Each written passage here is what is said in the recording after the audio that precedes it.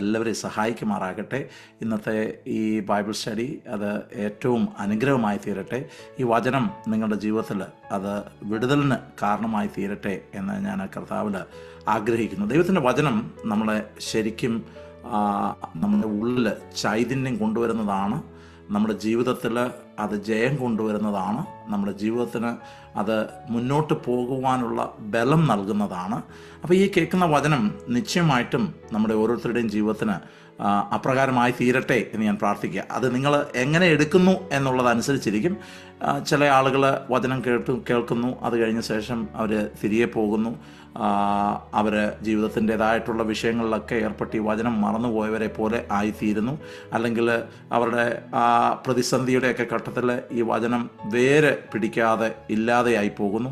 എന്നാൽ ഇത് ശ്രദ്ധയോടെ കേട്ട് ഹൃദയത്തിൻ്റെ ഉള്ളിൽ അത് കീപ്പ് ചെയ്യുന്നുണ്ടെങ്കിൽ നിശ്ചയമായിട്ടും അത് നിങ്ങളുടെ ജീവിതത്തിന് അത് വലിയ വിടുതലായി തീരും എന്നുള്ളതിന് യാതൊരു സംശയമില്ല. ക്രിസ്തുയേശുവിൻ്റെ നാമത്തിലുള്ള വന്ദനത്തെ അറിയിക്കുന്നു. നമ്മൾ യാക്കോബിൻ്റെ ലേഖനത്തിൽ നിന്ന് വളരെ ഇൻ ഡെപ്തിലുള്ള ഒരു പഠനമാണ് നമ്മൾ ചെയ്യുന്നത്. നമ്മൾ അതിൻ്റെ പ്രാരംഭ വാക്യങ്ങൾ കഴിഞ്ഞ ക്ലാസ്സിൽ പഠിക്കുവാൻ തക്കോണം ഇടയായിത്തീർന്നു. നിങ്ങൾക്ക് എന്തെങ്കിലുമൊക്കെ ചോദ്യങ്ങളുണ്ടെങ്കിൽ ഇതിൻ്റെ ഇടയ്ക്ക് എന്നോട് ചോദിക്കാവുന്നതാണ്. നിങ്ങൾക്ക് ചാറ്റിൽ അത് ഇടാവുന്നതാണ്. ഉത്തരങ്ങൾ ചെയ്യുന്നതായിരിക്കും. ഹല്ലേലൂയ. ദൈവം എല്ലാവരെയും സഹായിക്കുമാറാകട്ടെ. ഹല്ലേലൂയ. നമ്മൾ പ്രാരംഭ വാക്യത്തിൽ ഇങ്ങനെയാണ് കണ്ടത്: എൻ്റെ സഹോദരന്മാരെ, നിങ്ങൾ വിവിധ പരീക്ഷയിൽ അകപ്പെടുമ്പോൾ നിങ്ങളുടെ വിശ്വാസത്തിൻ്റെ പരിശോധന സ്ഥിരത ഉളവാക്കുന്നു എന്നറിഞ്ഞ് അത് അശേഷം സന്തോഷം എന്ന് എണ്ണുവിൻ. നമ്മൾ വളരെ വിശദമായിട്ട് ഈ വാക്യം കഴിഞ്ഞ ക്ലാസ്സിൽ പഠിച്ചു. നിങ്ങൾ ആദ്യമായിട്ടാണ് ജോയിൻ ചെയ്യുന്നതെങ്കിൽ make sure you go and see the other video. നേരത്തെ ഉള്ള വീഡിയോ നിങ്ങൾ കാണണമേ എന്നുള്ള കാര്യം ഓർമ്മിപ്പിക്കുന്നു. അപ്പം ഇവിടെ നമ്മുടെയൊക്കെ ജീവിതത്തിൽ പ്രതിസന്ധികൾ കടന്നു വരാം. എൻ്റെ ജീവിതത്തിൽ കടന്നു വരാം, നിങ്ങളുടെ ജീവിതത്തിൽ കടന്നു വരാം, ഇന്നലെ വിശ്വാസത്തിലേക്ക് കടന്നു വന്ന ഒരാളുടെ ജീവിതത്തിൽ കടന്നു വരാം, വളരെ നാളുകളായി ക്രിസ്തീയ ജീവിതത്തിൽ മുന്നേറിക്കൊണ്ടിരിക്കുന്ന ആളുകളുടെ ജീവിതത്തിൽ വിവിധ തരത്തിലുള്ള പ്രതിസന്ധികൾ, പരീക്ഷകൾ കടന്നു വരാം. അപ്പം അത് നമ്മൾ ഒരിക്കലും എന്തോ സ്വാഭാവികമല്ലാത്തൊരു കാര്യം സംഭവിച്ചല്ലോ എന്നോർത്ത് ആരും ഭാരപ്പെടരുത്. കാരണം ഇവിടെ പറഞ്ഞിരിക്കുന്നത് അത് സ്ഥിരത ഉളവാക്കുന്നു. നിങ്ങളുടെ വിശ്വാസത്തിൻ്റെ പരിശോധന സ്ഥിരത ഉളവാക്കുന്നു എന്നറിഞ്ഞ് അത് സന്തോഷം, അശേഷം സന്തോഷമെന്ന് എണ്ണുവിൻ. അതിനൊരു കാരണമുണ്ട്. നമ്മൾ കഴിഞ്ഞ ക്ലാസ്സിൽ ഇത് പഠിക്കുവാൻ തക്കണം ഇടയായിത്തീർന്നു. 4-ാമത്തെ വാക്യം ഇങ്ങനെ പറയുന്നു: എന്നാൽ നിങ്ങൾ ഒന്നിലും കുറവില്ലാതെ.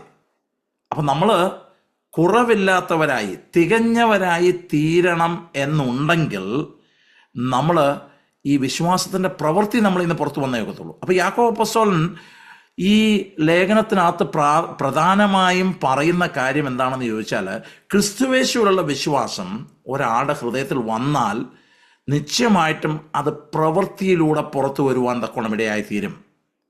അപ്പം പ്രവൃത്തിയിലൊന്നും കാണുന്നില്ലെന്നിരുന്നോട്ടെ, അതിൻ്റെ അർത്ഥം എന്താ? ആ വിശ്വാസം യഥാർത്ഥത്തിൽ ജീവനില്ലാത്തതാകുന്നു, അല്ലെങ്കിൽ ചത്തതാകുന്നു എന്നാണ്. അപ്പം ഇത് ആരുടെയും ജീവിതത്തിൽ സംഭവിക്കാം. നമ്മൾ ഏതെങ്കിലും ഒരു സീഡ് എവിടെയെങ്കിലും പാകുകയാണെങ്കിൽ അതിന് അനുകൂലമാകുന്ന സാഹചര്യങ്ങൾ ഉണ്ടായില്ലെങ്കിൽ, അതിനാവശ്യമായിട്ടുള്ള വെള്ളം ലഭിച്ചില്ല, അതിനാവശ്യമായിട്ടുള്ള വെളിച്ചം ലഭിച്ചില്ല, അത് ഏത് തരത്തിലുള്ള ഒരു സ്ഥലത്താണ് അതിനെ പാകിയിരിക്കുന്നത്, ഇതെല്ലാം അനുസരിച്ചാണ് അത് വളർന്നു വരുന്നത്. അപ്പോൾ അത് ലഭിച്ചില്ലെന്നുണ്ടെങ്കിൽ നിശ്ചയമായിട്ടും അതിൻ്റെ വളർച്ചയെ അത് ഇല്ലാതെയാക്കും. അവസാനം ഒരുപക്ഷെ ആ സീഡ് ഒരിക്കലും വളർച്ച പ്രാപിക്കാതെ ഇല്ലാതെയായിത്തീരും. അപ്പോൾ വിശ്വാസവും അതേപടി സംഭവിക്കാം. എങ്ങനെ നമ്മൾ വിശ്വാസത്തിലിരിക്കുന്നു എന്നറിയുന്നത്, നമ്മൾ പ്രതിസന്ധിയുടെ നടുവിലൊക്കെ പോകുമ്പം നമ്മുടെ റെസ്പോൺസ് എങ്ങനെയാണ്. അപ്പോൾ ഇവിടെ പറയുകയാണ്, നിങ്ങൾ ഒന്നിലും കുറവില്ലാതെ എല്ലാ കാര്യങ്ങളിലും തികഞ്ഞവർ, ബീങ് മെച്വർ എന്നുള്ള അർത്ഥമാണ്. തികഞ്ഞവർ എന്ന് ഉദ്ദേശിച്ച് കഴിഞ്ഞാൽ കംപ്ലീറ്റ്, മെച്വർ എന്നുള്ള അർത്ഥമാണ്.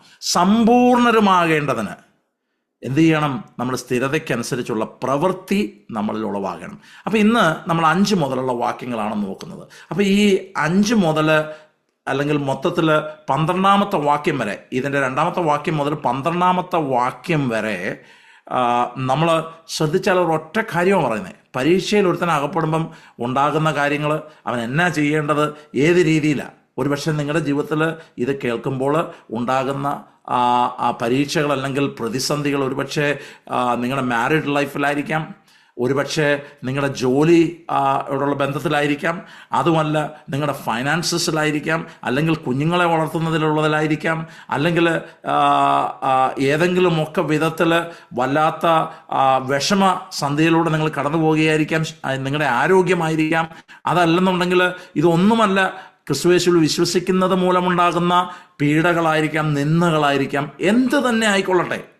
അതിൻ്റെ നടുവിൽ ഒരു ദൈവ പൈതൽ അല്ലെങ്കിൽ വിശ്വാസം ഉള്ളിലുള്ള ഒരാൾ, ക്രിസ്തുയേശുവിലുള്ള വിശ്വാസം ഉള്ളിലുള്ള ഒരാൾ എങ്ങനെയായിരിക്കണം എന്നുള്ള വസ്തുതയാണ് ഇവിടെ കാണുന്നത്. അപ്പം ഇവിടെ നമ്മൾ കാണുന്ന ഒരു കാര്യം, അവന് സ്ഥിരത ഉണ്ടാകേണ്ടതിന് വേണ്ടി വിശ്വാസത്തിൻ്റെ പ്രവൃത്തി അവന് വേണം. ഇനി അവൻ ചെയ്യേണ്ട കാര്യങ്ങളെക്കുറിച്ചാണ് നമ്മൾ നോക്കുന്നത്. ഒന്നാമത്തെ കാര്യം ഇവിടെ പറഞ്ഞിരിക്കുന്ന 6-ാമത്തെ വാക്യം വായിക്കുമ്പോൾ, എന്നാൽ അവനൊന്നും സംശയിക്കാതെ വിശ്വാസത്തോടെ യാചിക്കണം. ഹല്ലേലൂയ. 5-ാമത്തെ വാക്യം ഞാനൊന്ന് വായിച്ചോട്ടെ.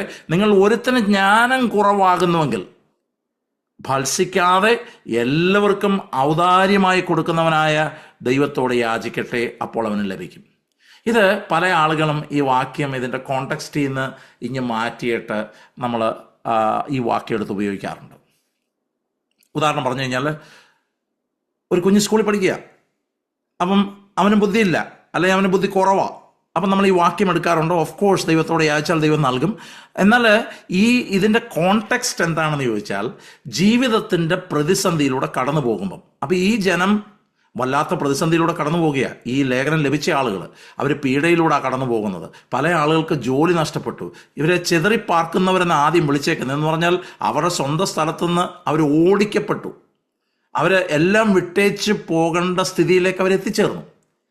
അപ്പം വല്ലാത്ത പ്രതിസന്ധിയിലൂടെ ഈ ആളുകൾ പോകുന്നത്. അപ്പം അവരോട് പറയുന്ന കാര്യമാണ്, നിങ്ങളിൽ ഒരുത്തന് ജ്ഞാനം കുറവാന്നിരുന്നോട്ടെ. എന്തിനാ ഈ ജ്ഞാനത്തിൻ്റെ ആവശ്യം? നിങ്ങൾ എപ്പോഴെങ്കിലും തിങ്ക് ചെയ്തിട്ടുണ്ടോ? നമ്മൾ പ്രതിസന്ധിയുടെ നടുവിലൂടെ പോകുമ്പം നമുക്ക് ദൈവീക ജ്ഞാനത്തിൻ്റെ ആവശ്യമുണ്ട്. ദൈവം ആ സിറ്റുവേഷനെ കുറിച്ച് എന്താണ് ഉദ്ദേശിച്ചിരിക്കുന്നത് എന്ന് നാം ഓരോരുത്തരും അറിയേണ്ടതായിട്ടുണ്ട്. അങ്ങനൊരു സംഭവം ഉണ്ട് കേട്ടോ. എന്ന് പറഞ്ഞാൽ നമുക്കൊരു മുന്നോട്ട് പോകാൻ ഒരു ഗൈഡൻസ് ഇല്ലാതെ പോവുകയല്ല. ദൈവത്തിൽ നിന്ന് ജ്ഞാനം പ്രാപിക്കണം. നിങ്ങളുടെ ജോലിയിൽ നിങ്ങൾ പ്രതിസന്ധിയിലൂടെ പോവുക, നിങ്ങളുടെ ബിസിനസ്സിൽ നിങ്ങൾ ഇഷ്യൂസിനകത്തൂടെ പോവുക, നിങ്ങളുടെ ആരോഗ്യത്തിൽ നിങ്ങൾക്ക് പ്രശ്നങ്ങളുണ്ട്, സാമൂഹികമായിട്ടുള്ള കാര്യങ്ങളിൽ നിങ്ങൾ പ്രതിസന്ധിയിലൂടെ കടന്നു പോകുന്നു. ഇതിൻ്റെയൊക്കെ നടുവിൽ എങ്ങനെയാ പോകേണ്ടത്? ഇത് ആരോടാ ചോദിക്കേണ്ടത്? എനിക്ക് പോകാൻ അറിയത്തില്ല, എനിക്ക് മുന്നോട്ട് പോകാൻ അറിയത്തില്ല. വിശ്വാസത്തിൻ്റെ പ്രവൃത്തി അല്ലെങ്കിൽ അത് പുറപ്പെടുവിക്കുവാൻ തക്കോണം ദൈവീയ ജ്ഞാനത്തിൻ്റെ ആവശ്യമുണ്ട്. അപ്പോൾ ഹൃദയത്തിൽ യേശുവിലുള്ള വിശ്വാസം ഉള്ളവനാണെങ്കിൽ അവൻ ആദ്യം ചെയ്യുന്ന എന്താണെന്ന് ചോദിച്ചു കഴിഞ്ഞാൽ, അവൻ ദൈവത്തോട് ചോദിക്കും. അവൻ ഓടി ചെല്ലുന്നത് ദൈവത്തിൻ്റെ അടുത്തേക്കാ, കർത്താവിൻ്റെ അടുത്തേക്കാണ് ചെല്ലുന്നത്. നിങ്ങളുടെ ജീവിതത്തിൽ പ്രതിസന്ധികൾ വരുമ്പോൾ നിങ്ങൾ എങ്ങോട്ടാണ് പോകുന്നത്? ഒന്ന് ചിന്തിച്ച് നോക്കിയേ. എവിടെയാണ് നിങ്ങൾ ഫസ്റ്റ് കൺസൾട്ട് ചെയ്യുന്നത്? അത് വളരെ ഇമ്പോർട്ടൻ്റ് ആയിട്ടുള്ളൊരു കാര്യമാണ്. നമ്മൾ സ്വാഭാവികമായിട്ടും നോക്കിയാൽ ആളുകൾ ഒന്നുകിൽ അവരുടെ പഴയ എക്സ്പീരിയൻസ് വെച്ച് കാര്യങ്ങൾ കൈകാര്യം ചെയ്യാൻ ശ്രമിക്കും. പണ്ട് ഞാൻ ഇങ്ങനെയാണ് ചെയ്തത്, അതുകൊണ്ട് ഈ വിഷയത്തിന് നടുവിൽ ഞാൻ ഇങ്ങനെയാണ് ചെയ്യാൻ പോകുന്നത്. അവർക്കുള്ള പരിചയത്തിൽ അല്ലെങ്കിൽ അവരുടെ പരിചയ സമ്പന്നതയ്ക്കനുസരിച്ച് അതിനനുസരിച്ച് അവർ പ്രവർത്തിക്കുവാൻ വേണ്ടി തുടങ്ങും. ചില ആളുകൾ ഉടനെ ആരെങ്കിലുമൊക്കെ കൂട്ടുകാരെ വിളിക്കും. നിങ്ങൾ താമസിച്ച് കടന്നു വന്നവർക്ക് വേണ്ടി യാക്കോബിന്റെ ലേഖനം 1-ാം അധ്യായം അതിൻ്റെ 5-ാമത്തെ വാക്യമാണ് പറയുന്നത്. ഇതിൻ്റെ കോണ്ടെക്സ്റ്റ് എന്താണെന്ന് ചോദിച്ചാൽ, പ്രതിസന്ധിയിലൂടെ കടന്നു പോകുന്ന ആളുകൾ ദൈവത്തോട് ചോദിക്കേണ്ട ചില കാര്യങ്ങളുണ്ട്. അവർ വിശ്വാസത്തിൻ്റെ പ്രവൃത്തി കാണിക്കണം. കാരണം അതിൽ സ്ഥിരത അവർക്കുണ്ടാകും. അത് മാത്രമല്ല, അവർ എല്ലാത്തിനും കൊള്ളാവരായി തീരും. പക്ഷേ അതിൻ്റെ നടുവിൽ ചെയ്യേണ്ട ഒരു കാര്യം, ആർക്കെങ്കിലും ജ്ഞാനം കുറവാകുന്നുവെങ്കിൽ അവൻ ദൈവത്തോടെ ചോദിക്കണം. അപ്പോൾ ആദ്യത്തെ കൺസൾട്ടേഷൻ, അത് ഏത് വിഷയമാണെങ്കിലും നമ്മൾ ചെയ്യേണ്ടത് ദൈവത്തോടാണ്. അപ്പോൾ വിശ്വാസി എന്ന് പറയുന്ന ഒരാൾ യഥാർത്ഥത്തിൽ യേശുവിലുള്ള വിശ്വാസമുണ്ടെങ്കിൽ അവനൊരു പ്രതിസന്ധിയുടെ നടുവിൽ, ഒരു പീഡയുടെ നടുവിൽ, ഒരു പരീക്ഷയുടെ നടുവിൽ ഓടി ആദ്യം ചെല്ലുന്നത് കർത്താവിൻ്റെ അടുത്താണ്. കർത്താവേ, ഈ കാര്യം ചെയ്യാൻ എനിക്ക് ജ്ഞാനം തരണം. നമ്മൾ ഉടനെ നമ്മുടെ എക്സ്പീരിയൻസിനനുസരിച്ച് കാര്യങ്ങൾ ചെയ്യാൻ പോവുകയല്ല. നമ്മുടെ ഫ്രണ്ടിനെ വിളിച്ചേച്ച്, അയ്യോ ഞാനിങ്ങനെ പ്രതിസന്ധിയിലായിരിക്കുന്നു, എങ്ങനെയാ ഇത് കൈകാര്യം ചെയ്യേണ്ടതെന്ന് അവനോട് ആലോചന ചോദിക്കുകയല്ല. ഓഫ് കോഴ്സ് നിങ്ങൾക്ക് ഗാഡ്ലി ആയിട്ടുള്ള ആൾക്കാരുണ്ടെങ്കിൽ, ഗാഡ്ലി ആയിട്ടുള്ള മെൻറ്റേഴ്സ് ഉണ്ടെങ്കിൽ, ദൈവഭക്തരായിട്ടുള്ള ആളുകളോട് ചോദിക്കുന്നതിന് ഒരു കുഴപ്പമുള്ള കാര്യമല്ല. എന്നാൽ ആദ്യം നിങ്ങൾ ചെയ്യേണ്ടത് ദൈവത്തോട് ചോദിക്കണം. ഇന്നത്തെ കാലത്ത് ആധുനികമായിട്ടുള്ള സൗകര്യങ്ങളെല്ലാം ഉള്ളപ്പം നമ്മൾ നമ്മുടെ അറിവും അതുപോലെ തന്നെ ഇപ്പോഴത്തെ AI സിസ്റ്റംസ് ഒക്കെ വർദ്ധിച്ചു വരുമ്പം നമുക്ക് അഭിപ്രായങ്ങളൊക്കെ ചോദിക്കുന്ന ആളുകളുണ്ട്, അതനുസരിച്ച് പോകുന്ന ആളുകളുണ്ട്. ഞാൻ പ്രതിസന്ധിയിലായിരിക്കുന്നു, ഞാൻ എന്താണ് ചെയ്യേണ്ടത്, ഏത് രീതിയിലാണ് ഞാൻ ഈ കാര്യങ്ങൾ കൈകാര്യം ചെയ്യേണ്ടത് എന്ന് ആളുകൾ ചോദിക്കാറുണ്ട്. പക്ഷേ ഇവിടെ യാക്കോബ് അപ്പോസ്തലൻ പറയുന്ന കാര്യം, നിങ്ങളിൽ ഒരുത്തനും ജ്ഞാനം കുറവാകുന്നുവെങ്കിൽ ഭത്സിക്കാതെ എല്ലാവർക്കും ഔദാര്യമായി കൊടുക്കുന്നവനായ ദൈവത്തോട് യാചിക്കട്ടെ, അപ്പോൾ അവന് ലഭിക്കും. ഇനി ഒന്ന് ചിന്തിച്ച് നോക്കെ, എത്രയോ തവണ നമ്മുടെ ജീവിതത്തിൽ പ്രതിസന്ധികൾ വന്നപ്പോൾ നമ്മൾ ദൈവത്തോട് ചോദിക്കാതെ പോയി. നമ്മൾ എന്തുവാ ദൈവത്തോട് ചോദിക്കുന്നത്? കർത്താവേ, എനിക്ക് ജോലിയില്ല. നമ്മൾ എന്താ ചോദിക്കുന്നത്? ജോലിയുടെ ഒരു പ്രശ്നം വന്ന് എനിക്കൊരു ജോലി തരണമേ കർത്താവേ, എനിക്കൊരു ജോലി തരണമേ. പാസ്റ്ററെ കണ്ടച്ച് പറയും, പാസ്റ്ററെ പ്രാർത്ഥിക്കണം, എനിക്കൊരു ജോലി ലഭിക്കാൻ വേണ്ടി പ്രാർത്ഥിക്കണം. അല്ലെങ്കിൽ നമ്മൾ വീട്ടിലുള്ള മാതാപിതാക്കളെ വിളിച്ചു പറയും, അപ്പച്ച എനിക്കറിയത്തില്ല, എൻ്റെ ജോലി നഷ്ടപ്പെട്ടിരിക്കുക, അപ്പച്ചൻ എനിക്ക് വേണ്ടി പ്രാർത്ഥിക്കണം ജോലിക്ക് വേണ്ടി. നമ്മൾ ദൈവത്തോടും പറയുന്നത് എനിക്കൊരു ജോലി നൽകണമേ. എന്നാൽ കർത്താവേ, ഞാൻ ഈ പ്രതിസന്ധിയുടെ നടുവിലായിരിക്കുന്നു, എന്നെക്കുറിച്ച് അങ്ങയ്ക്ക് ഇതിൻ്റെ നടുവിലുള്ള ഉദ്ദേശം എന്താ കർത്താവേ?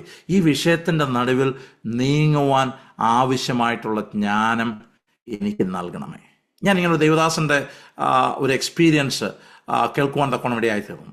അദ്ദേഹം അദ്ദേഹത്തിൻ്റെ ചർച്ച് എക്സ്പാൻഷന് വേണ്ടി അദ്ദേഹം കുറേ പണം സമ്പാദിച്ചു. എന്നിട്ട് നല്ല ആളുകൾ കൂടി വരുന്നൊരു സഭയാണ്. അപ്പോൾ ഇതൊന്ന് വലുതാക്കി പണിയണം. അപ്പം അദ്ദേഹം അതിന് പറ്റിയ ഒരു സ്ഥലം കണ്ടു. അവരോട് ചെന്ന് പറഞ്ഞു, എനിക്ക് ഈ വസ്തു നിങ്ങൾ തരണം, എൻ്റെ കയ്യിൽ ഇത്രയും പണമുണ്ട്, ഈ പണം ഞാൻ നിങ്ങളുടെ കയ്യിൽ ഏൽപ്പിക്കുക, നിങ്ങൾ സമ്മതമെങ്കിൽ. എന്നിട്ട് ഞാൻ ഇത്ര വർഷം കഴിയുമ്പോൾ, അതായത് ഏകദേശം എനിക്ക് തോന്നുന്നു ഒരു 2 വർഷത്തെ സമയം കൊടുത്തു, അതിനകത്ത് വെച്ച് ഞാൻ ബാക്കി പണം നിങ്ങൾക്ക് തന്നുകൊള്ളാം. അവരത് എഗ്രി ചെയ്തു. വലിയൊരു എമൗണ്ട് ആയിരുന്നു ഉണ്ടായിരുന്നത്. ആ എമൗണ്ട് അവർ വാങ്ങിച്ചു. കാരണം അവർക്ക് അന്ന് മുതൽ ആ പണം ഉപയോഗിക്കാൻ പറ്റും. എന്നാൽ ഏകദേശം 2 വർഷം അദ്ദേഹം പണം സ്വീകരിച്ചുകൊണ്ടേയിരുന്നു. ഏകദേശം 2 വർഷം ആകാറായപ്പോൾ ഈ ആളുകൾ വിളിച്ചേച്ച് പറയുകയാണ്, അവർക്ക് പുതിയൊരു ബയർ വന്നേക്കുന്നു, ഇദ്ദേഹത്തിന് കൊടുക്കാമെന്ന് പറഞ്ഞ പണത്തെക്കാട്ടിലും വളരെ അധികം പണം കൊടുത്ത് അവർ വാങ്ങിക്കുവാൻ തയ്യാറാണ്. നിങ്ങൾക്ക് തരാൻ പറ്റും, ഈ വലിയ എമൗണ്ട് ഞങ്ങൾക്ക് തരുവാണെങ്കിൽ ഞങ്ങൾ നിങ്ങൾക്ക് തരത്തുള്ളൂ, ഫസ്റ്റ് പ്രയോറിറ്റി നിങ്ങൾക്കാണ്. അദ്ദേഹത്തിന് അത് വലിയ വിഷമമായിട്ട് തോന്നി. കാരണം എന്താണെന്ന് ചോദിച്ചാൽ, അദ്ദേഹം ശരിക്കും പറഞ്ഞു കഴിഞ്ഞാൽ ഈ പണം അവരെ ഏൽപ്പിച്ചതല്ല, 2 വർഷത്തിന് മുന്നമേ വലിയൊരു എമൗണ്ടാണ് ഏൽപ്പിച്ചത്.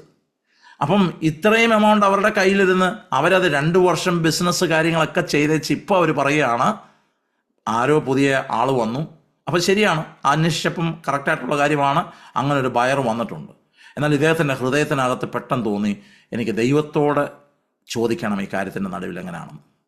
ദേഷ്യപ്പെടുന്നതിന് പകരം വിശ്വാസത്തിൻ്റെതായിട്ടുള്ള അല്ലെങ്കിൽ അതിന് വിപരീതമായിട്ടുള്ള പ്രവൃത്തികൾ തന്നിൽ ഉണ്ടാകുന്നതിന് പകരം ഈ ദൈവദാസൻ ദൈവസന്നിധി ചെന്നേച്ച് പറഞ്ഞു, കർത്താവേ, ഞാനിങ്ങനെ പണം കൊടുത്താൽ ഞാൻ എന്താണ് അവരോട് പറയേണ്ടത്?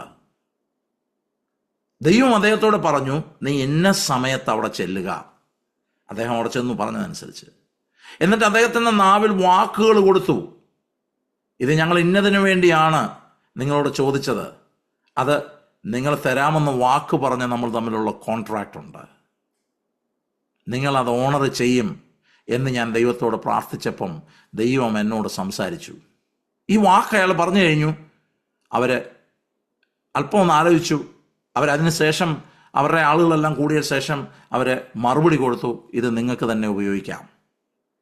അതേ പക്ഷം ഇങ്ങനൊരു കാര്യം വരുമ്പം പെട്ടെന്ന് അദ്ദേഹം ദേഷ്യപ്പെട്ട് ഇതിന് മറുപടിയായിട്ട് ഒരു ദൈവവൈതലിന് ചേരാത്തവണ്ണം അദ്ദേഹം ആക്ട് ചെയ്തിരുന്നെങ്കിൽ ആ വസ്തു അവർക്ക് കിട്ടത്തില്ലായിരുന്നു. ദൈവം അവർക്കൊരു ജ്ഞാനം കൊടുത്തു, ഇന്ന രീതിയിൽ ഇടപെടണം. അപ്പം ദൈവിക ജ്ഞാനം നമ്മുടെയൊക്കെ ജീവിതത്തിൽ അത് നമ്മൾ പാഴാക്കി കളയാറുണ്ട്. ദൈവം നമ്മളെക്കുറിച്ച് ആഗ്രഹിക്കുന്നത് അങ്ങനെയാണ്. അവൻ്റെ ഇഷ്ടത്തിൻ്റെ, കൊലോസ്യ ലേഖനം 1-ാം അധ്യായം വായിക്കുമ്പം, അവൻ്റെ ഇഷ്ടത്തിൻ്റെ പരിജ്ഞാനത്തിൽ, സർവജ്ഞാനത്തിൽ നിങ്ങൾ വർദ്ധിച്ചു വരണമെന്ന് ദൈവം നമ്മളെക്കുറിച്ച് ആഗ്രഹിക്കുന്നുണ്ട്. അപ്പം ഇവിടെ യാക്കോബ് അപ്പോസ്തലൻ പറയാ, നിങ്ങൾ ചെയ്യേണ്ട കാര്യം നിങ്ങൾ ദൈവത്തോട് ചോദിക്കണം. ഒരു കുഞ്ഞിനെ വളർത്താൻ ബുദ്ധിമുട്ട് നിങ്ങൾക്കുണ്ടെങ്കിൽ, അല്ലെങ്കിൽ ആ കുഞ്ഞ് വല്ലാതെ റിബൽ ചെയ്യുകയാണെങ്കിൽ ദൈവത്തോട് ചോദിക്കണം, കർത്താവേ എന്താണ് ഞാൻ അവനോട് പറയേണ്ടത്, ഏത് രീതിയിലാണ് ജ്ഞാനം, അല്ലെങ്കിൽ ഏത് രീതിയിലാണ് ഞാൻ ഇടപെടേണ്ടതെന്നുള്ള ജ്ഞാനം എനിക്ക് തരണം. പേരൻറ്റിങ്ങിനകത്ത് ഞാൻ എപ്പോഴും ഉപയോഗിക്കുന്ന ഒരു കാര്യമാണ്, ഒരു പ്രതിസന്ധിയുടെ ഘട്ടം വരുമ്പം ആദ്യമേ കയറി എന്തെങ്കിലുമൊക്കെ പറയുന്നതിന് മുന്നമേ, കർത്താവേ ഇതിൻ്റെ നടുവിൽ ഒരു ഉത്തരം കൊടുക്കുവാൻ തക്കവണ്ണം ജ്ഞാനം എനിക്ക് തരണം. നിങ്ങൾ ജീവിത പ്രതിസന്ധിയിലൂടെ പോവുക, നിങ്ങളുടെ ഭാര്യ ഭർത്തൃബന്ധത്തിലൊരു പ്രശ്നമുണ്ടെന്നിരുന്നോട്ടെ, വിവിധ തരത്തിലുള്ള പരീക്ഷകളാണ്. അപ്പോൾ വിശ്വാസത്തിൻ്റെ പ്രവൃത്തിയാണ് നിങ്ങളിൽ ഉണ്ടാകേണ്ടത്. എന്തെങ്കിലുമൊക്കെ വായി തോന്നിയ കാര്യം വിളിച്ചു പറയുകയോ ബഹളം ഉണ്ടാക്കിയോ അല്ലെങ്കിൽ അങ്ങനെ പോകുവാനല്ല ദൈവം നിങ്ങളെക്കുറിച്ച് ഉദ്ദേശിച്ചേക്കുന്നത്. ഒരു ദൈവ പൈതൽ, യേശുവിലുള്ള വിശ്വാസമുള്ള ഒരുവൻ, അവൻ്റെ ജീവിതത്തിൽ പ്രതിസന്ധി വരുമ്പം അവൻ ചെയ്യേണ്ട കാര്യങ്ങളുണ്ട്. ദൈവത്തോട് ജ്ഞാനം ചോദിക്കണം. ഇതിൻ്റെ കോണ്ടെക്സ്റ്റ് അതാ. ഓഫ് കോഴ്സ് നമുക്ക് പഠിക്കാൻ ബുദ്ധിയില്ലെന്നിരുന്നോട്ടെ, അതൊരു പ്രതിസന്ധിയാണ്. കർത്താവെ ഇത് വായിച്ചിട്ട് എനിക്ക് മനസ്സിലാകുന്നില്ല. അവൻ ദൈവസന്നിധി ചെന്നിട്ട് പറയുക, കർത്താവെ എൻ്റെ അണ്ടർസ്റ്റാൻഡിങ് അങ്ങൊന്ന് ഓപ്പൺ ആക്കണം. അപ്പം ദൈവത്തോട് ചോദിക്കണം. First priority. നമ്മുടെ വിശ്വാസം വർദ്ധിച്ചു വരുന്നവരുടെ ഒരു പ്രത്യേകതയുണ്ട്. അതിന് ആ പ്രത്യേകത എന്താണെന്ന് ചോദിച്ചാൽ, ഏത് കാര്യം വന്നാലും ഓടി ദൈവസന്നിധിയിലോട്ട് പോകാൻ ഒരു മനസ്സുണ്ട്. പക്ഷേ നമ്മളെ ഇന്ന് ശോധന ചെയ്യുമ്പോൾ അറിയാൻ പറ്റും, നമ്മൾ ശരിക്കും യഥാർത്ഥത്തിൽ കർത്താവിനോടുള്ള വിശ്വാസത്തിലാണോ നമ്മളായിരിക്കുന്നത്. അങ്ങനെ ആണെങ്കിൽ നിശ്ചയമായിട്ടും നമ്മളിങ്ങനെ ആയിരിക്കും ചെയ്യുന്നത്, ദൈവസന്നിധിയിലോട്ടായിരിക്കും ഓടിച്ചെല്ലുന്നത്. ഇന്ന് നമ്മൾ പലപ്പോഴും അങ്ങനെ അല്ല കാണുന്നത്.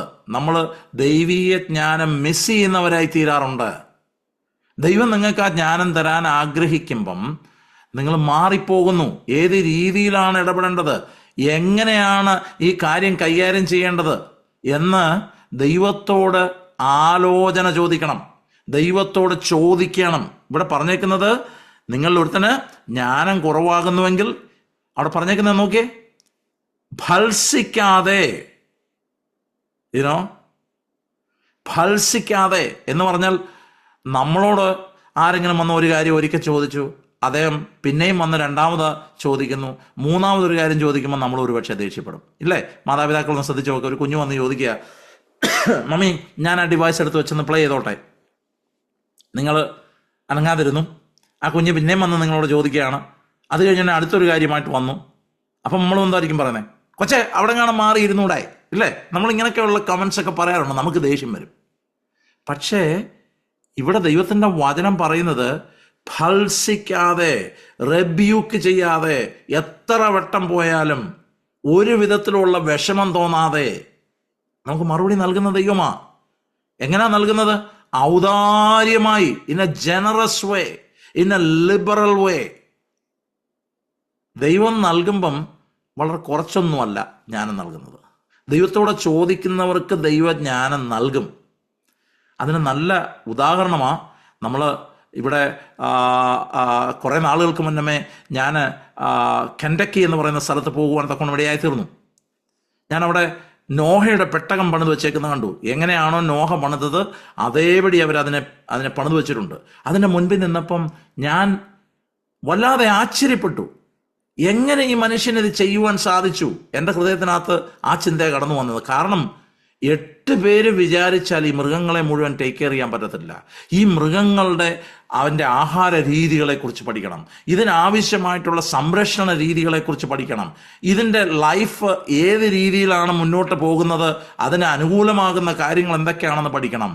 അത് മാത്രമല്ല, ഇതിന് തക്ക സമയത്ത് ആഹാരം ലഭിക്കണം, അതിന് തക്ക സമയത്ത് വെള്ളം ലഭിക്കണം, അതിൻ്റെ വേസ്റ്റ് മാനേജ്മെൻ്റ് ഉണ്ട്. ഇതെല്ലാം 8 പേര് 24 മണിക്കൂർ വളരെ പാടുപെട്ട് ചെയ്താലും അവർക്ക് അവരുടെ നോർമൽ സ്ട്രെങ്ത്തിൽ അത് ചെയ്യാൻ പറ്റത്തില്ല. അപ്പം ദൈവം അദ്ദേഹത്തിന് ബുദ്ധി കൊടുത്തു എങ്ങനെയാണ് ഈ കാര്യങ്ങൾ ചെയ്യേണ്ടത്. അപ്പം ദൈവം ഔദാര്യമായി നൽകുന്ന ദൈവമാണ്. ഇന്ന് എന്നെ നിങ്ങൾ ശ്രവിക്കുമ്പോൾ ഏതെങ്കിലുമൊക്കെ വിഷയത്തിൻ്റെ നടുവിലാണെങ്കിൽ നിങ്ങൾ ദൈവസന്നിധിയിലേക്ക് ഓടി ചെല്ലുക. കർത്താവേ, അങ്ങയുടെ വചനം പറയുന്നത് അങ്ങ് ജ്ഞാനം നൽകുന്ന ദൈവമാണെന്ന്. നിങ്ങൾ ചോദിക്കേണ്ടത് എന്താ? ദൈവത്തോട് ജ്ഞാനമാണ് ചോദിക്കേണ്ടത്. കർത്താവേ ഇത് മാറ്റണമേ, അല്ലെങ്കിൽ ഈ എനിക്ക് ജോലി ലഭിക്കണമേ. നിങ്ങളുടെ ഒരു വാക്കായിരിക്കാം ഒരു വ്യത്യാസം കൊണ്ടുവരുന്നത്. നിങ്ങൾ ജോലി സ്ഥലത്ത് ചെന്ന് നിങ്ങളെ ഇന്റർവ്യൂ ചെയ്യുവാനിരിക്കുന്നവനോട് പറയുന്ന ഒരു വാക്കായിരിക്കാം വ്യത്യാസം കൊണ്ടുവരുന്നത്. നിങ്ങൾ ബിസിനസ്സിനകത്ത് ഇടപെടുന്ന ഒരുവനോട് സംസാരിക്കുന്ന ദൈവീയ ജ്ഞാനമായിരിക്കാം എവന് ഈ ബിസിനസ് കൊടുക്കാം എന്ന് അവന്റെ മനസ്സിൽ ദൈവം തോന്നിപ്പിക്കുന്നത്. അപ്പം നമ്മൾ ദൈവത്തോട് ജ്ഞാനം ചോദിക്കണം. ഇതെവിടൊക്കെ ആവശ്യമാണ്? നമ്മുടെ ജീവിതത്തിൻ്റെ എല്ലാ തുറകളിലും ആവശ്യമാണ്. പ്രതിസന്ധിയിലൂടെ എല്ലാവരും കടന്നു പോകുന്നത്. ഞാൻ ആദ്യമേ പറഞ്ഞല്ലോ, ഇതിൻ്റെ ഈ പ്രാരംഭ ഭാഗത്തിൽ വിവിധ നാനാ പരീക്ഷ എന്നാ എഴുതിയേക്കുന്നത്. എന്ന് പറഞ്ഞു കഴിഞ്ഞാൽ ഓഫ് ഡിഫറെൻറ്റ് കളർ. നമ്മളൊരു പാറ്റേൺഡ് ആയിട്ടുള്ളൊരു തുണി എടുത്താൽ അതിനകത്ത് പല പാറ്റേൺസ് കാണും. ചില പാറ്റേൺസ് ചെറുതായിരിക്കും, ചിലത് ഒത്തിരി വലുതായിരിക്കും, ചിലത് വളരെ വലിയ ബോൾഡ് ആയിരിക്കത്തില്ല. എന്ന് പറഞ്ഞാൽ ലൈറ്റായിട്ട് തോന്നുന്നതായിരിക്കാം. മറ്റൊരെണ്ണം വളരെ നല്ല ടഫായിട്ടുള്ള അല്ലെങ്കിൽ നല്ല ബോൾഡായിട്ടുള്ള കളറായിരിക്കാം. ഈ പറഞ്ഞതുപോലെ തന്നെയാണ് വിവിധ തരത്തിലുള്ള പരീക്ഷകൾ. നമ്മൾ ഇന്നത്തെ കാലത്ത് ആളുകൾ തിങ്ക് ചെയ്യുന്നത് എന്താണെന്ന് ചോദിച്ചാൽ, യേശുവിലായാൽ പിന്നെ ഒരു പരീക്ഷയും പാടില്ല, യേശുവിലായാൽ പിന്നെ ഒരു പ്രതിസന്ധിയും നമ്മുടെ ജീവിതത്തിൽ വരാൻ പാടില്ല, യേശുവിലായി കഴിഞ്ഞാൽ പിന്നെ എല്ലാ കാര്യവും ഓക്കെ ആയാണ് പോകുന്നത്. ഓക്കെ അല്ലെങ്കിൽ എന്തോ കുഴപ്പമുണ്ട്. അതല്ലേ നമ്മൾ ഇന്ന് കേൾക്കുന്ന പഠിപ്പീരുകളുമെല്ലാം. ദൈവത്തിൻ്റെ വചനത്തിനകത്ത് പറയുന്നത്, നിങ്ങൾ അതിലൂടെ പോകുന്നുണ്ടെങ്കിൽ നിങ്ങൾ സന്തോഷം എന്നെണ്ണണം. കാരണം നിങ്ങളുടെ വിശ്വാസം അതിൻ്റെ ആ പ്രവൃത്തിയിൽ അല്ലെങ്കിൽ അത് സ്ഥിരത ഉളവാക്കുന്നു. നിങ്ങൾ എല്ലാത്തിലും കൊള്ളാവുന്നവരായി തീരുന്നു. ദൈവം ഉദ്ദേശിച്ച കാര്യങ്ങളൊക്കെ ചെയ്യുവാൻ തക്കവണ്ണം കേപ്പബിളായി തീരുന്നു. അതിന് വേണ്ട ഒരു കാര്യം, നിങ്ങൾ ദൈവത്തോട് ജ്ഞാനം ചോദിക്കണം. ഇത് പലപ്പോഴും നമ്മൾ വിട്ടുപോകുന്ന ഒരു കാര്യമാണ്. ഞാൻ ഓക്ലഹോമ എന്ന് പറയുന്ന സ്ഥലത്തായിരിക്കുമ്പം മിസ്സസ് ബണ്ടൈൻ അല്ലെങ്കിൽ പാസ്റ്റർ ബണ്ടൈൻ എൻ്റെ ചർച്ചിൽ വരിക പതിവായിരുന്നു, വർഷത്തിൽ ഒരിക്കൽ. 93 വയസ്സുള്ളപ്പോഴാണ് അവസാനമായി എൻ്റെ ചർച്ചിൽ വന്നെന്ന് പ്രസംഗിച്ചത്. 93 വയസ്സുള്ളപ്പോൾ. അവർ കൽക്കട്ടയിൽ മേഴ്സി മിഷൻ എന്ന് പറയുന്ന ഒരു വലിയ ശുശ്രൂഷയും ഒരു ഹ്യൂജ് ഹോസ്പിറ്റൽ അവിടെയുണ്ട്. ആ ഹോസ്പിറ്റലിൽ അവരത് കെട്ടുന്നതിന് വേണ്ടി അവർ ആ സ്ഥലം വാങ്ങിച്ചു. അദ്ദേഹത്തിന് ഫൗണ്ടേഷനുള്ള പണം മാത്രമുണ്ട്. അദ്ദേഹം ആ സ്ഥലം വാങ്ങിച്ച് ഫൗണ്ടേഷന് വേണ്ടി കുഴിച്ചപ്പം ആ സ്ഥലത്തിൻ്റെ അടിയിൽ മുഴുവൻ ഒരു ലേക്ക് അല്ലെങ്കിൽ വെള്ളം കൊണ്ട് നിറഞ്ഞിരിക്കുക. അപ്പം ആർക്കിടെക്ട്സും എഞ്ചിനീയേഴ്സും ഒക്കെ വന്ന് പറഞ്ഞു, അവിടെ ബിൽഡിങ് പണിയാൻ സാധ്യമല്ല. ഇത് അനേക വർഷങ്ങൾക്ക് മുന്നമേ ഉള്ളൊരു കാര്യമാണ്. ആ മനുഷ്യൻ വിചാരിച്ചു, ഉള്ള പണമെല്ലാം കൊടുത്ത് ഈ സ്ഥലമെല്ലാം വാങ്ങിച്ചു, കർത്താവെ ഞാൻ എന്താ ചെയ്യേണ്ടത്? ദൈവം തൻ്റെ ഹൃദയത്തിനകത്ത് എന്നാ ചെയ്യേണ്ടതെന്നുള്ളത് പറഞ്ഞു കൊടുത്തു. അടുത്ത ദിവസം ആളുകളെല്ലാം കാണുകെ അദ്ദേഹം തൻ്റെ കയ്യിലിരുന്ന വചനം ഒരു കയറിനകത്ത് കെട്ടി വിശ്വാസത്തിൽ. ഇന്ന് ഒരുപക്ഷെ അത് കേൾക്കുമ്പോൾ നമ്മൾ ചിന്തിക്കും, അയാൾ ഫൂളിഷ്നെസ് അല്ല ചെയ്തതെന്ന് ചിന്തിക്കും. പക്ഷെ ആ സിറ്റുവേഷനെ വെച്ച് നോക്കുമ്പം ദൈവം അയാളോട് സംസാരിച്ച കാര്യമാണ്. എന്നിട്ട് അദ്ദേഹം ആ കുഴിച്ച കുഴിയിലൂടെ ആ കയറിൽ ദൈവവചനം ഇറക്കി. എന്നിട്ട് പറഞ്ഞു, കർത്താവേ അങ്ങ് എന്നോട് പറഞ്ഞതുപോലെ ഞാൻ വിശ്വസിക്കുന്നു. ഇതിൻ്റെ അടിയിൽ നല്ല ഉറപ്പുള്ള ഭൂമി തരുവാൻ തക്കവണ്ണം അങ്ങ് ശക്തനാണെന്ന് ഞാൻ വിശ്വസിക്കുന്നു. അങ്ങയുടെ വചനം അതിൻ്റെ മേലാണ് ഞാനിത് പണിയുന്നത് എന്ന് പറഞ്ഞ് സിംബോളിക്കായിട്ട് അദ്ദേഹം അത് കെട്ടിയിറക്കുവാൻ തക്കവണ്ണം ഇടയായി. അടുത്ത ദിവസം എഞ്ചിനീയേഴ്സ് കടന്നു വന്നപ്പോൾ കണ്ടത് അത്ഭുതകരമായ ഒരു കാര്യമാണ്. ഇതാ പ്രിയ ദൈവത്തിൻ്റെ ദാസി ഞങ്ങളോട് നേരിട്ട് പറഞ്ഞൊരു കാര്യമാണ്. നല്ല ഉണങ്ങിയ നിലം. ഇന്ന് ആ ഹ്യൂജ് ഹോസ്പിറ്റൽ കൽക്കട്ടയിലുള്ളത് അത് നിൽക്കുന്നത് ആ സ്ഥലത്താണ്. എന്നെ കേൾക്കുന്ന പ്രിയ ദൈവവേദന, എത്രയോ വട്ടം നമ്മൾ ദൈവത്തിൻ്റെ ആലോചന കേൾക്കാതെ, ദൈവത്തോടൊരു കാര്യം ചോദിക്കാതെ നമ്മൾ ചെന്ന് കുഴപ്പത്തിനകത്ത് ചാടിയിട്ടുണ്ട്. നമ്മൾ എന്താണ് ആഗ്രഹിക്കുന്നത്? നമ്മൾ ആഗ്രഹിക്കുന്നത് ആ വിഷയത്തിനൊരു നീക്കുപോക്കാം. ഓഫ് കോഴ്സ് അത് ട്രൂ ആയിട്ടുള്ള കാര്യമാണ്. പക്ഷെ ദൈവം പറയുക, നീ ഇവിടെ വന്ന് എന്നോട് ജ്ഞാനം ചോദിര്. I am waiting to listen. എങ്ങനെയാണോ ഒരു അപ്പൻ, ഇവൻ ഈ വിഷയത്തിൻ്റെ നടുവിൽ എൻ്റെ മോന് ഇവൻ എന്നോട് വന്ന് ഒന്ന് സംസാരിച്ചിരുന്നെങ്കിൽ എന്ന് ചിന്തിച്ചിരിക്കുന്ന ഒരു അപ്പനെ ബൈപ്പാസ് ചെയ്ത് ആ മകൻ വേറെ എവിടെയെങ്കിലും ഒക്കെ പോയി എന്തെങ്കിലുമൊക്കെ ചോദിക്കുമ്പോൾ ഇയാളുടെ ഹൃദയത്തിനകത്ത് ഒരു വിഷമം വരിക. ഈ മകൻ എന്നോടൊന്ന് ചോദിച്ചിരുന്നെങ്കിൽ എത്ര നന്നായിരുന്നു. ഇന്ന് എന്നെ കേൾക്കുന്ന പ്രിയ ദൈവവൈതലേ, ദൈവത്തോട് ജ്ഞാനം നമ്മൾ ചോദിക്കുന്നില്ല. നമ്മൾ മറ്റുള്ള ആളുകളുടെ പുറകെ പോവുക. നമ്മളോട് ദൈവം പറയുക, നീ ചോദിര്. മോനെ നീ ചോദ്യം, മോളെ നീ ചോദ്യം. നിന്നെ ഭത്സിക്കാതെ നിനക്ക് ഔദാര്യമായി എന്ന് പറഞ്ഞാൽ ജനറസായി. അപ്പൊ ദൈവം കൊടുക്കുന്നത് ജനറസ് ആയിട്ടുള്ള കാര്യമാണ്. ദൈവത്തോട് യാചിക്കട്ടെ, അപ്പോൾ അവന് ലഭിക്കും. ഇതൊരു ഉറപ്പാ പറഞ്ഞേക്കുന്നത്. ദൈവം എന്ത് കൊടുക്കുമെന്നാ പറഞ്ഞേക്കുന്നത്? ജ്ഞാനം കൊടുക്കും. ചിലപ്പോൾ നമ്മൾ ഉദ്ദേശിക്കുന്ന നീക്കുപോക്കായിരിക്കത്തില്ല, നമ്മൾ ഉദ്ദേശിക്കുന്ന കാര്യമായിരിക്കത്തില്ല. പക്ഷേ ദൈവം അവന് ജ്ഞാനം കൊടുക്കും.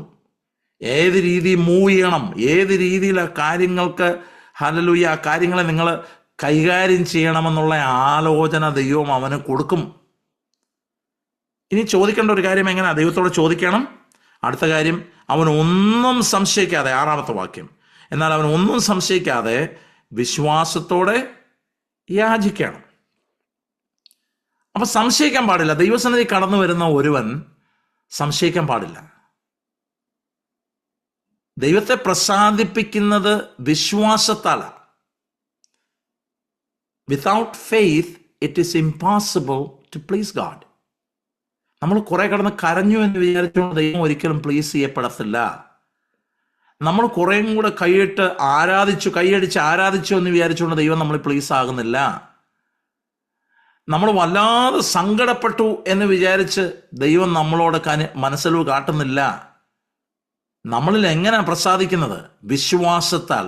നീ വിശ്വാസത്തോടെ കരയുമ്പം, നീ വിശ്വാസത്തോടെ പാടുമ്പം, നമ്മൾ ഓരോരുത്തരും വിശ്വാസത്തോടെ ദൈവസന്നിധിയിൽ എന്തെങ്കിലുമൊക്കെ കാര്യങ്ങൾ ചെയ്യുമ്പം കർത്താവ് ആ കാര്യം കേൾക്കും. വിശ്വാസത്തോടെ പ്രാർത്ഥിക്കുക. കരച്ചിൽ പോലും വിശ്വാസത്താൽ നമുക്ക് കരയാൻ പറ്റും. അപ്പൊ ഇവിടെ പറയുക, അവൻ ഒന്നും സംശയിക്കാതെ വിശ്വാസത്തോടെ യാചിക്കണം. ഇവിടെ ഒരു കാര്യം ശ്രദ്ധിക്കേണ്ടത് ഏറ്റവും ഇമ്പോർട്ടൻ്റ് ആയിട്ടുള്ള കാര്യമാണ്. പലപ്പോഴും ഈ വിശ്വാസത്തിനനുസരിച്ചുള്ള ആ ഒരു സ്വഭാവം നമ്മളിൽ വരാത്തതിൻ്റെ കാരണം എന്താണെന്ന് അറിയാൻ പ്രിയമുള്ളവരെ? നമ്മൾ പലപ്പോഴും അതിന് പറ്റിയ അല്ലെങ്കിൽ അതിനനുകൂലമായിട്ടുള്ള സാഹചര്യങ്ങൾ നമ്മൾ സൃഷ്ടിക്കുന്നില്ല എന്നുള്ളതാണ്. അത് നമ്മൾ കെയർഫുൾ ആയിരിക്കേണ്ട ഒരു കാര്യമാണ്. ഇപ്പോൾ ഉദാഹരണം പറഞ്ഞു കഴിഞ്ഞാൽ, നമ്മളൊരു ഏതെങ്കിലും ഒരു സീഡ് കൊണ്ടുവന്നിടത്ത് പാകിയെന്നിരുന്നോട്ടെ, എന്നിട്ട് ഒരു കാരണവശാലും അതിന് നമ്മൾ വെള്ളം ഒഴിച്ചു കൊടുക്കുന്നില്ല, അത് പാകിയെടുത്ത് വലിയൊരു പാറക്കല്ല് കൊണ്ടുവന്ന് അതിൻ്റെ പുറത്ത് കൊണ്ട് വെച്ചു എന്നിരുന്നോട്ടെ, സൂര്യപ്രകാശം അതിന് ലഭിക്കുന്നില്ല, ആ സീഡ് ഒരിക്കലും വളരുകയില്ല. കാരണം അതിൻ്റെ വളർച്ചയ്ക്ക് തടസ്സമായിട്ടുള്ള ഒത്തിരി കാര്യങ്ങൾ നമ്മൾ ചെയ്തു. അതുകൊണ്ടാണ്. അല്ലാതെ ആ സീഡിന് ശക്തിയില്ലഞ്ഞിട്ടല്ല, ആ മണ്ണ് കേപ്പബിൾ അല്ലാത്തത് കൊണ്ടല്ല, മറിച്ച് അത് വളരുന്നതിന് തടസ്സമായിട്ട് ഒത്തിരി കാര്യങ്ങൾ ചെയ്തു. നിങ്ങൾ ആദ്യമേ യേശുവിലേക്ക് കടന്നു വന്നു. കർത്താവെ, അങ്ങൻ്റെ ഹൃദയത്തിൽ കടന്നു വരണം, അങ്ങൻ്റെ രക്ഷിതാവ് ഞാൻ അങ്ങേ സ്വീകരിക്കുന്നു. ഓഫ് കോഴ്സ് കർത്താവ് കടന്നു വരുന്നു. എന്നിട്ട് ആ വിശ്വാസത്തെ നിങ്ങൾ വലുതാക്കാൻ വേണ്ടി അതിനുള്ള സ്ഥിരതയുടെ പ്രവൃത്തി നിങ്ങൾ കാണിക്കുന്നില്ല, മറിച്ച് അതിന് ഓപ്പോസിറ്റ് ആയിട്ടുള്ള കാര്യങ്ങൾ ചെന്നിടപെടുന്നു. നിങ്ങൾ എന്തെങ്കിലുമൊക്കെ കാര്യങ്ങൾ വരുമ്പം കൺസൾട്ട് ചെയ്യുന്ന ആളുകൾ വളരെ ഇമ്പോർട്ടൻ്റ് ആട്ടോ. ഞാൻ പലപ്പോഴും കണ്ടിട്ടുള്ളൊരു കാര്യമാണ്, ഫൈനാൻസസിൽ സ്ട്രഗിൾ ചെയ്യുന്ന ഒരാൾ ആരോടാ പോയി അഭിപ്രായം ചോദിക്കുന്നത്? അവൻ ഇതുപോലെ ഗതികേടി കൂടെ പോകുന്നവരത്തിനോട് എന്ന് പറയും, എൻ്റെ ബിസിനസ് എല്ലാം നഷ്ടത്തിലാണ്. അന്നേരം അവനും പറയും, എൻ്റെയും ബിസിനസ് നഷ്ടത്തിലാണ്. ആരോഗ്യ പ്രശ്നം കുറവുള്ള അല്ലെങ്കിൽ ആരോഗ്യത്തിനകത്ത് പ്രശ്നത്തിൽ കൂടെ പോകുന്നൊരുത്തൻ ചെന്ന് അതുപോലെ കുഴപ്പത്തിൽ കൂടെ പോകുന്നൊരുത്തനോട് സംസാരിക്കും. അപ്പോൾ അവനും പറയും, എൻ്റെ കുഞ്ഞെ, എൻ്റെയും മുട്ടൊന്നും വയ്യ, എനിക്കും വേദനയാണ്. നെഗറ്റീവായിട്ടുള്ള കാര്യങ്ങൾ ഇങ്ങനെ കേൾക്കുമ്പം നമ്മുടെ വിശ്വാസം കൂടുവോ കുറയുമോ? കുറയും. ഇതൊന്നും നടക്കത്തില്ലെന്നേ എന്ന് 10 വട്ടം നമ്മൾ കേൾക്കുമ്പം നമ്മുടെ ഹൃദയത്തിനകത്ത് തോന്നുന്ന ഒരു കാര്യമുണ്ട്, ഇത് നടക്കത്തില്ല. അപ്പം നമ്മുടെ ഹൃദയത്തിനകത്ത് സംശയം കടന്നു വരും.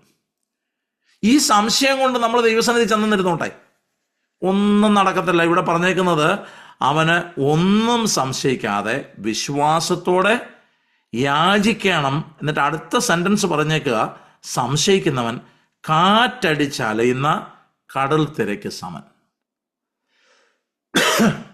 അവന് കാറ്റടിച്ച് അലയുന്ന കടൽ തിരക്ക് സമന. സ്റ്റേബിൾ അല്ല, ആടിക്കൊണ്ടേയിരിക്കും. ഇന്നൊരു ദിവസം ഭയങ്കരമായിട്ട് നടക്കുമെന്ന് തോന്നി, പക്ഷെ അത് കഴിഞ്ഞപ്പോഴത്തേന് ക്ഷീണിച്ചു കഴിഞ്ഞു. അത് കഴിഞ്ഞപ്പോഴത്തേന് ആകെ കൂടെ കുഴപ്പമായി കഴിഞ്ഞു. ഞാൻ പറയട്ടെ പ്രിയമുള്ളവരെ, നമ്മൾ പലപ്പോഴും അങ്ങനല്ലേ ആയിത്തീരുന്നത്. നമുക്ക് തന്നെ ഒരു ഉറപ്പില്ല. നമ്മൾ പ്രാർത്ഥിച്ചു കഴിഞ്ഞേച്ച് അടുത്ത നിമിഷം നമ്മൾ ലഭിച്ചു എന്നുള്ള ഉറപ്പല്ല, നമ്മുടെ വാക്കുകളിലെല്ലാം എങ്ങനെയാണെന്ന് അറിയത്തില്ല. നിങ്ങളൊന്നും പ്രാപിക്കാൻ പോകുന്നില്ല. നിങ്ങളുടെ വഴികളിലൊക്കെ അടുത്ത ഇങ്ങനെയുള്ള മനുഷ്യൻ കർത്താവിൽ നിന്ന് വല്ലതും ലഭിക്കുമെന്ന് നിരൂപിക്കരുത്. ഇങ്ങനെ മനസ്സ് സംശയിച്ചുകൊണ്ട് ചെന്ന് നടക്കുമായിരിക്കാം, അല്ലെ 10 പേര് പ്രാർത്ഥിച്ചാൽ നടക്കുമായിരിക്കാം എന്നൊക്കെ ചിന്തിച്ചുകൊണ്ട് പോകുന്ന ഒരാള് അവൻ്റെ ജീവിതത്തിൽ ആ കാര്യങ്ങൾ നടക്കാതെ വരും. കാര്യം എന്താണെന്ന് ചോദിച്ചാൽ, ഇങ്ങനെയുള്ള മനുഷ്യൻ ദൈവത്തിൽ നിന്നും പ്രാപിക്കത്തില്ല, ദൈവത്തിൽ നിന്നും ലഭിക്കത്തില്ല അവന്. കാരണം അവൻ വിശ്വാസത്തോടല്ല ദൈവസന്നിധിയിൽ കടന്നു എന്നത്. നമ്മൾ ഉറപ്പോടെ ചെല്ലേണ്ടത്, നമ്മൾ ധൈര്യത്തോടെ ചെല്ലേണ്ടത്. ദൈവത്തിൻ്റെ വചനം അങ്ങനെ പറയുന്നത്. ഇവിടെ പറഞ്ഞേക്കുന്നത് അങ്ങനെ ഔദാര്യമായിട്ട് ദൈവം നൽകുമെന്നാണ് പറഞ്ഞേക്കുന്നത്. എബ്രായ ലേഖനം വായിച്ചാൽ 3-ാം അധ്യായം അതിൻ്റെ അവസാന ഭാഗത്തേക്കൊക്കെ കടന്നു വരുമ്പോൾ, 3-4 അധ്യായത്തിൽ കടന്നു വരുമ്പോൾ അവിടെയും നമുക്ക് കാണാൻ തക്കവണ്ണം സാധിക്കുന്ന ഒരു കാര്യമുണ്ട്. നമ്മൾ എങ്ങനെയാണ് യാചിക്കേണ്ടത്?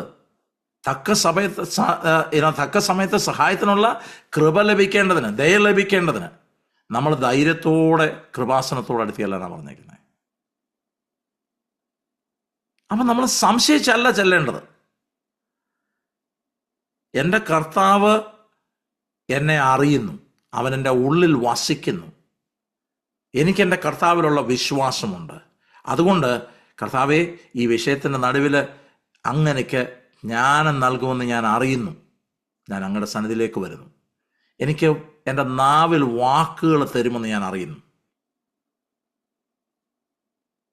അപ്പം നിശ്ചയമായിട്ടും കർത്താവിൽ നിന്ന് പ്രാപിക്കും. പക്ഷെ വിശ്വാസമില്ലാതെ നമ്മൾ ഇങ്ങനെ എന്ന് പറഞ്ഞു തരുന്നോട്ടെ, ഹൃദയത്തിനകത്ത് വല്ലാത്ത സംശയമാണ്. അവന് കടൽ തിരക്ക് തുല്യനാ, സ്റ്റേബിൾ അല്ല, ഇങ്ങനെ ആടിക്കൊണ്ടിരിക്കുന്നു. കാറ്റടിച്ച് അലയുന്ന കടൽ തിരക്ക് സമൻ. അത് മാത്രമല്ല, 8-ാമത്തെ വാക്യം പറയുന്നത്, ഇങ്ങനെ ഇരുമനസ്സുള്ള മനുഷ്യൻ തൻ്റെ വഴികളിലൊക്കെയും അസ്ഥിരനാകുന്നു, സ്ഥിരതയില്ലാത്തവനാകുന്നു, സ്റ്റെബിലിറ്റി ഇല്ലാത്തവനാകുന്നു. അവൻ്റെ വഴികളിലൊക്കെയും, ഈ ഒരു കാര്യത്തിന് മാത്രമല്ല. ചില ആളുകൾ വിചാരിക്കും, എന്താ എൻ്റെ ജീവിതത്തിലെ ഈ പ്രതിസന്ധികൾക്കൊന്നും ഒരു മാറ്റമില്ലാത്ത. Let me tell you what is the actual reason. Because you're not going to God's presence with complete faith. You're doubting in your heart. You're going there, but you're doubting.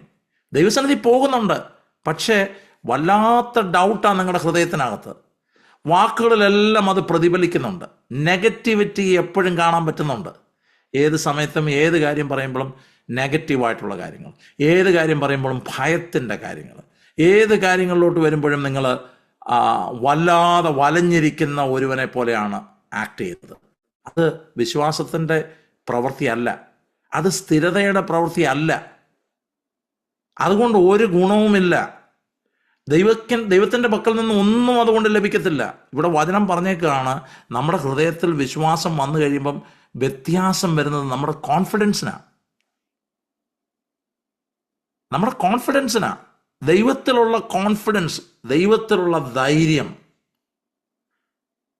കർത്താവിലുള്ള ബലം, ഇത് വർദ്ധിക്കും. ഇത് നമ്മളിൽ ഇല്ലെങ്കിൽ അതിൻ്റെ അർത്ഥം നമ്മുടെ വിശ്വാസം കുറവുള്ളതെന്നാണ്.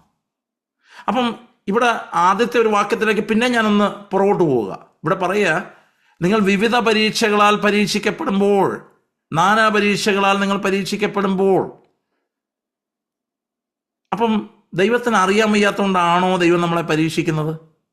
ഇവന് എത്രമാത്രം വിശ്വാസമുണ്ടെന്ന് എനിക്കറിയത്തില്ല, അതുകൊണ്ട് ഞാൻ ഇവനെ ഒന്ന് പരീക്ഷിച്ച് നോക്കുക. ഒരു അധ്യാപകൻ എങ്ങനെയാണോ ഒരു കുഞ്ഞിനെ അല്ലെങ്കിൽ ഒരു കുട്ടിയെ അവർ ടെസ്റ്റ് ഇട്ട് പരിശോധിക്കുന്നത് പോലെ ദൈവം പരിശോധിക്കുകയാണോ? അല്ല. ദൈവത്തിന് ഭംഗിയായിട്ട് അറിയാം. ദൈവത്തിനൊരു ടെസ്റ്റ് ഇട്ട് തരേണ്ട ആവശ്യമൊന്നുമില്ല. നമ്മുടെ വിശ്വാസം എത്രത്തോളം ഉണ്ടെന്നുള്ളത് ദൈവത്തിനറിയാം. പിന്നെ ഈ പരീക്ഷയിലൂടെ കടന്നു പോകുമ്പോഴാണ് നമുക്കൊരറിവ് കിട്ടുന്നത്, നമ്മളെല്ലാവരും എത്രത്തോളം വിശ്വാസത്തിൽ മികവുള്ളവരായി തികവുള്ളവരായി ആയിരിക്കുന്നു എന്നുള്ളത് നമുക്ക് മനസ്സിലാകും. ഏതെങ്കിലുമൊക്കെ വിഷയം വരുമ്പോൾ എനിക്കങ്ങ് വെപ്രാളം വരുവാണെങ്കിൽ അതിൻ്റെ അർത്ഥം ഈ പറയത്തക്ക വിശ്വാസമൊന്നും എൻ്റെ ഉള്ളിൽ ഇല്ല. ഏതെങ്കിലുമൊക്കെ വിഷയത്തിൻ്റെ നടുവിൽ വരുമ്പം ഞാൻ ഓടി വല്ലയിടത്തോട്ടൊക്കെ പോവുക, ഹെൽപ്പിന് വേണ്ടി പോവുക, അവിടെ കിടന്ന് കരയുക. അതിൻ്റെ അർത്ഥം എനിക്ക് വിശ്വാസമില്ല.